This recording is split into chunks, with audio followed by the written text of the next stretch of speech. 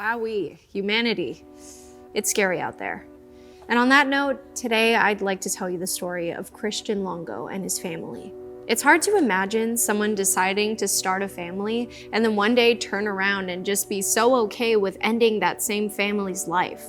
Christian Longo was born January 23rd, 1974. Christian and his younger brother were both raised as Jehovah's Witnesses. Christian was 18 when he met Mary Jane Irene Baker, a fellow member of a Jehovah's Witness congregation in Ypsilanti. Mary Jane was born and raised in Michigan, and like Christian, had also grown up in the church. When they met, she was almost 7 years older than Christian. The age difference didn't seem to bother either of them because they became an item and married a year later when Christian was 19 and she was 25.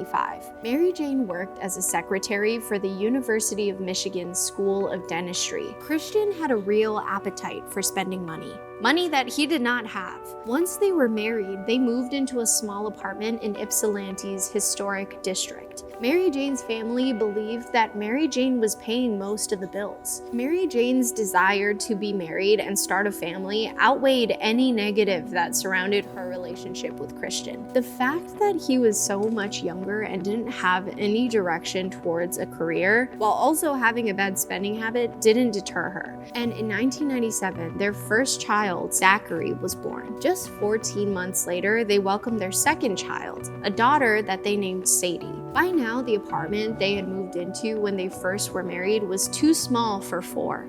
So Christian and Mary Jane bought a small tract house owned by Mary Jane's stepfather, James Lowery. Mary Jane decided to quit her job to stay home with the babies, and for some reason, Christian quit his job too. Christian told Mary Jane's family that he had a new job working as a correspondent for the Wall Street Journal, or maybe it was the New York Times. No one was ever clear on where Christian was getting his money, but he seemed to have to travel often. Whatever the story was that he was telling Mary Jane, she believed him, because Jehovah's Witnesses don't lie.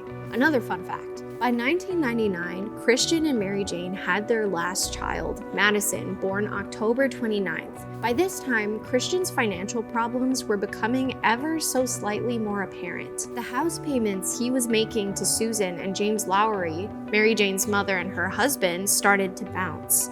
By early 2000, Christian was drowning in debt. His first real turn to crime was creating a driver's license and pretending to be a man named Jason Joseph Fortner. He used this ID at a Pontiac dealership in Ohio to take a Pontiac Montana van out for a test drive. The salesman took a photocopy of the license and Jason left for his test drive, only to drive the van all the way back to Michigan. The salesman only realized after the van had gone missing that the ID he'd been given was fake. The van was worth over $33,000.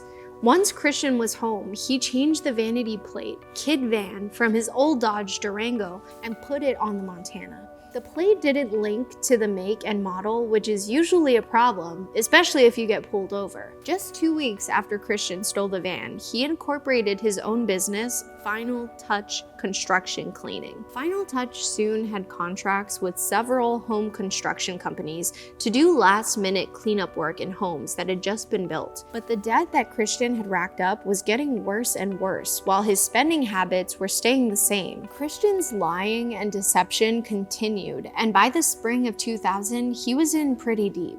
He had begun to have an affair with another woman, a fellow Jehovah's Witness.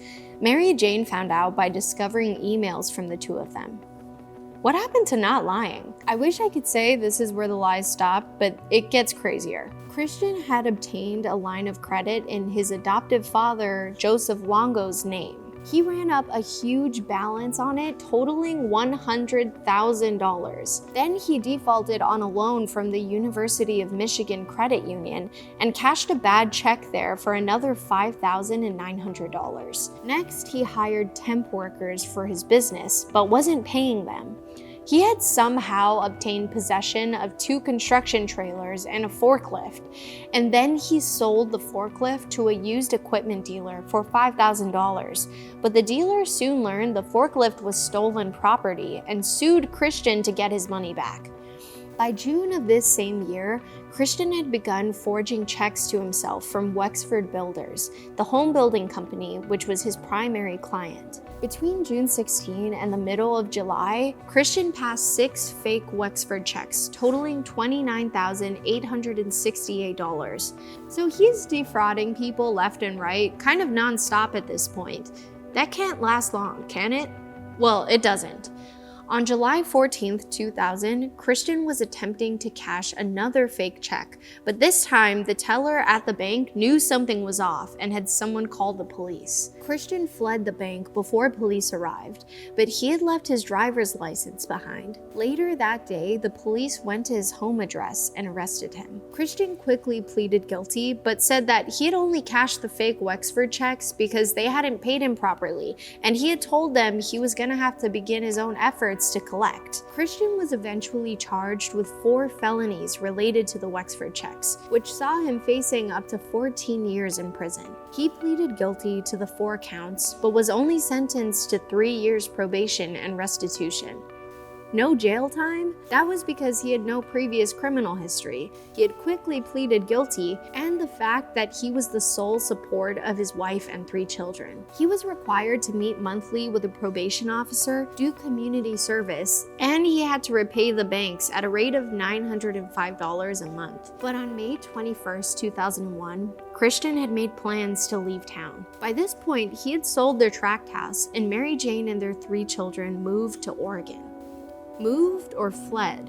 I'm thinking it's the latter. The move set off a probation violation, and Christian was now a wanted man. But Christian and his family were able to set up in Oregon without trouble. They were there for a few months before the incident occurred. In November, Mary Jane's cell phone was cut off, and her sisters filed a missing persons report. But it wasn't until December 19, 2022, when everything horrifically unraveled. The 19th was when the first body was found. Zachary Longo, who was just 4 years old, was discovered first. His body was floating in a marina in Waldport, which is a coastal community south of Newport, Oregon. 3 days later, divers searching nearby found the body of his sister, Sadie, who was just 3 years old. Mary Jane and their 2-year-old daughter, Madison, were found 5 days later on December 27th. Mary Jane had been stuffed nude in suitcases found in the water near a ramp at Embarcadero Marina. Madison was found inside a different suitcase the same day, dropped off on the same dock. An autopsy report revealed that Sadie and Zachary were killed by asphyxiation, while Mary Jane Longo and Madison had been strangled.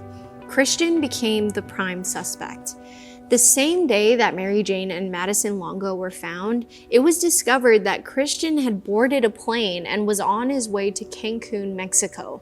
He had assumed the identity of Mike Finkel, who was a real person and a one-time New York Times journalist who had been fired for inventing a character in a news piece.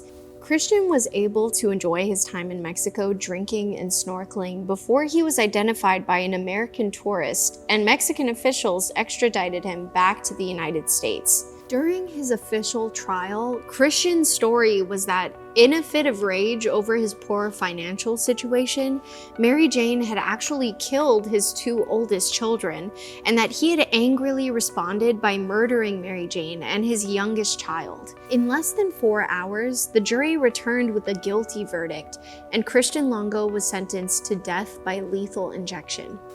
In 2011, Longo finally admitted to killing his family, and he remains on death row in Oregon to this day.